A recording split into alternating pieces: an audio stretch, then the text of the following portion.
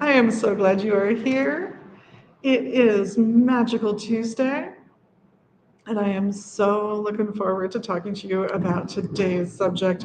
It's the magical bath. There is nothing like a good rinse off to get rid of some bad energy or to shift your energy to something more positive. So you might want a cleansing bath. Super traditional, hyssop, easy, easy peasy.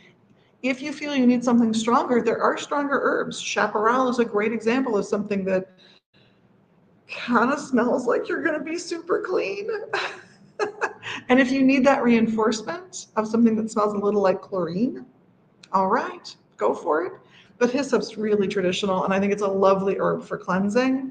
You will find references to it in the Key of Solomon, for example. So I say go for that one first.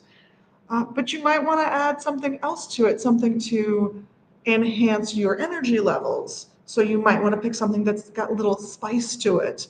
Not a pepper. Let's not torture ourselves. And no cinnamon for the same reason. It can be a little chemical burny on the skin if it's too strong. Now that said, I do have a scrub that I use that has a tiny bit of cinnamon leaf oil in it, but it's tiny, so it just makes me feel warm and cozy. So it really depends on how much you use. But if you want to add a little oomph, a little spark, stick a clove. Put a clove in the bath water. Why not? Put a few in. Maybe you want to work with wealth and acquiring some cash. Those types of spices still work. Nutmeg, clove, those are all associated with wealth and good fortune. You might take a bath for improved health. Not a bath where you're just thinking about the herbs medicinally, but magically, even for someone else, where you will meditate while in the water that has been blessed with these herbs and the essence and energies of these herbs on the health of someone that you love that could use your aid right now. This is a great thing to add to meditation, to prayer, any of those kinds of magical workings where you can be calm and still. You're just surrounding yourself in something that enhances your magic when you choose to do that in the bath. So, a magical bath is a great way to allow yourself the time to really focus on that energy that you need to bring forth for a solid 20 minutes or so. And that's the average time of a good soak. Go for 20 minutes if you can. If we are talking about adding more prosperity and you don't want to go with spices, alfalfa is a great choice. That's always been associated with wealth, with longevity, with health. Maybe you want to do a flower bath because you're thinking in terms of love and blessings and long life. Then I might add some roses and lavender for cleansing and chrysanthemum for that blessing. Although I should add, chrysanthemum has the downside of maybe encouraging a little vanity. So you got to think. Different cultures have had different associations with it over the centuries. It's a beautiful plant to take a bath in, though. Cowslip evening primrose, if you can get your hands on it, has the added effect of actually coloring the water you're bathing in, and that adds yet another layer of magic to what you're doing. So in the case of cowslip evening primrose, it's going to color the water quite yellow.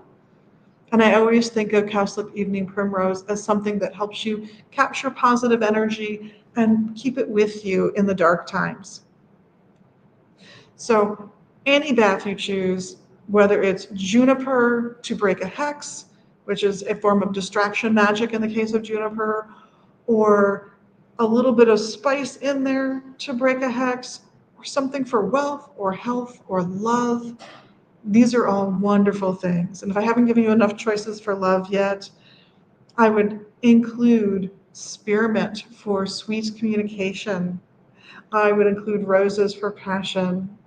I would include any of the flowers that you think enhance your own personal relationship, whether that's the bright and sunny calendula or the reflection of the moon that is jasmine, a very classic love herb that honestly I've seen associated with 8 different zodiacal signs.